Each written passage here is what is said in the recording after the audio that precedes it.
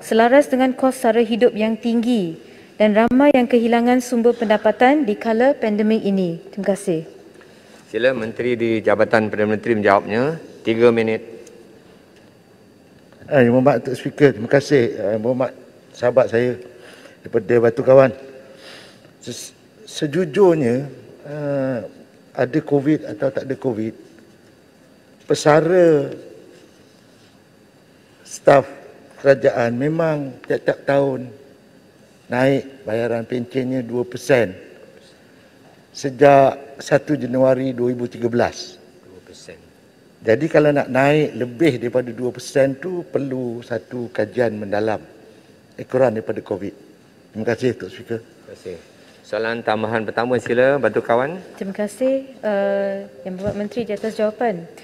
Yang Berhormat Menteri, paras pendapatan garis kemiskinan kini berada di tahap RM2,208. Namun ramai pesara yang menerima pencen tergolong di kategori B40 hanya menerima dalam lebih kurang RM300 dan ke atas setiap bulan.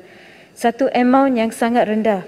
Mereka mempunyai pekerjaan sambilan tetapi di masa pandemik ini mereka terpaksa diberhentikan dan mungkin layak untuk satu bantuan one-off kerajaan sahaja. Menjelang 2030 hingga 2035, kira-kira 15% daripada penduduk Malaysia akan tergolong sebagai warga emas. Apakah plan perancangan bagi membantu golongan ini dan memandangkan bank-bank di Malaysia mencatatkan keuntungan mendadak jika mereka boleh membantu kerajaan, dan apakah plan tindakan kerajaan untuk memperbaiki polisi persaraan yang lemah ini? Apakah perincian skim persaraan baru bagi kaki tangan kerajaan dan bilakah ia akan dilaksanakan? Lebih-lebih lagi di masa ini apabila kerajaan menggalakkan pengeluaran wang dari KWSP iaitu wang simpanan hasil titik peluh mereka untuk masa depan kelak. Mohon menjawab. Terima kasih. Terima kasih Batu Kawan. Sila Menteri menjawab. 2 minit 30 saat. Datuk Speaker, untuk kaki tangan awam, selepas mereka berkhidmat minimum 300 bulan atau 25 tahun, sejak 2018, pencen yang terendah adalah RM1,000. RM1,000 sebulan. Pencen terendah. Saya bagi contoh, dulu sebelum 2013, pencen kaki tangan awam paling rendah RM720.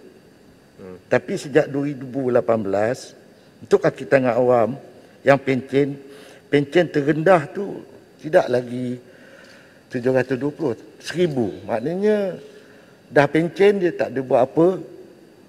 Mungkin anak-anak dia dah lepas sekolah. Tapi bagi mereka-mereka yang segelintir, yang mungkin kurang daripada pendapatan garis kemiskinan yang berjumlah RM2,208, mereka mungkin terpaksa bekerja kerana memenuhi keperluan kehidupan.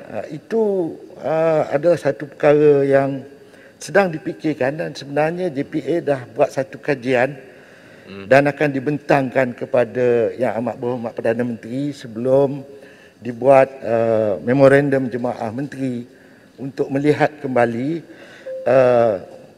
bila mereka pencen mereka agak selesa. Terima kasih Datuk Speaker. Terima kasih Menteri. Soalan tambahan kedua, sekiranya tidak ada, saya Datuk Padang Speaker, Serai. sedikit. Saya bagi peluang Padang Serai. Tapi sedikit lagi jawapan daripada Menteri tadi. Saya baru semak dengan seorang yang menerima pencen daripada mendiang suami beliau dan beliau mendapat RM679 sebulan, Yang Berhormat Menteri, bukan 1,000 lebih. Saya faham ada kategori-kategori seperti yang Berhormat Menteri katakan, tetapi kita tidak boleh nafikan bahawa ada golongan yang memang golongan rentan ini yang menerima pencen yang sangat sedikit, dan dalam masa ini cabaran mereka lebih daripada cabaran pesara kerajaan yang baru bersara dalam umur 50 lebih. I'm speaking about the ones who are older, more than 60, who are warga emas and B40. Terima kasih. Saya boleh menerima jawapan bertulis. Saya Batu Kawan, tak apa, saya jemput dulu Padang Serai. Soalan tambahan kedua, 30 saat sebelum Menteri menjawab. Sila. Terima kasih Yang di-Pertua. Terima kasih Menteri. Soalan saya berkaitan tentera. Saya ingin bertanya mengenai pencen, tapi pencen untuk golongan veteran. ATM. Saya ingin bertanya, adakah pihak kerajaan kini komited untuk membuat penyelarasan pencen lama dan baru bagi golongan ATM? Ramai yang sekarang tersadai dekat katil. Pencen yang dibayar nak beli ubat pun tak cukup. Tolonglah kerajaan, nilaikan, hargailah jasa mereka. Terima kasih Yang di-Pertua. Terima kasih Padang Serai. Sila Menteri, 2 minit 30 saat. Menjawab soalan Batu Kawan, pencen bagi penjawat awam, dia akan dapat pencen sehingga dia hidup. Bila dia meninggal, isteri dia adalah beneficiary kepada pencen itu. Tetapi dia ada had dia. Jika lebih daripada 15 tahun, dia akan perlahan-perlahan dikurangkan pencen itu. Jadi ini adalah satu kes yang isolated, yang berhormat Batu Kawan.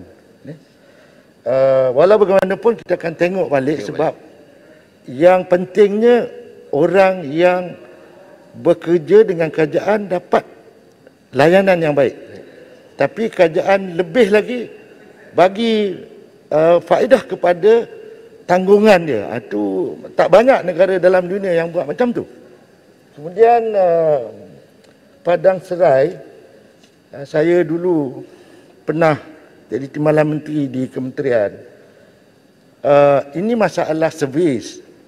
Betul, umpamanya pegawai warren yang sudah lama berkhidmat, skim dia mungkin tahun 70-an, dia pencen dapat mungkin 7 atau 100 RM1,000 seperti pencen yang terendah. Tapi kalau dia pegawai warren, sekarang dia pencen, dia dapat lebih kurang RM3,000 sebulan. Dan semua macam perawatan perubatan memang ditanggung oleh kerajaan. Jadi tidak timbul jika tak ada duit nak beli ubat. Jabatan Hak Ehwal Veteran memang menyediakan peruntukan yang cukup untuk memastikan mereka-mereka pesara tentera sentiasa mendapat perhatian.